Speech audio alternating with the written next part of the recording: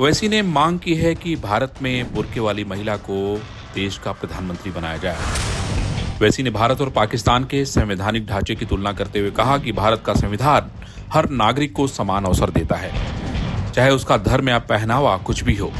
AIMI प्रमुख असदुद्दीन ओवैसी ने शनिवार को शोलापुर में आयोजित एक कार्यक्रम के दौरान भारत और पाकिस्तान के संवैधानिक प्रावधानों को तुलना करते हुए समान नागरिक अधिकारों पर जोर दिया। उन्होंने कहा कि भारत का संविधान हर नागरिक को बराबर का अवसर देता है, जबकि पाकिस्तान के संविधान में प्रधानमंत्री जैसे सर्वोच्च पद के लिए धार्मिक शर्तें तय की गई हैं। ओवैसी ने कहा कि पाकिस्तान के संविधान में साफ लिखा है कि केवल एक विशेष धर्म का व्यक्ति ही प्रधानमंत्री बन सकता है, लेकिन बाबा साहब भीमराव अंबेडकर द्वारा बनाए गए भारत के संविधान में यह स्पष्ट रूप से कहा गया है कि भारत का कोई भी नागरिक प्रधानमंत्री, मुख्यमंत्री या मेयर बन सकता है। उन्होंने इसे भारतीय लोकतंत्र की सबसे बड़ी ताकत बताया।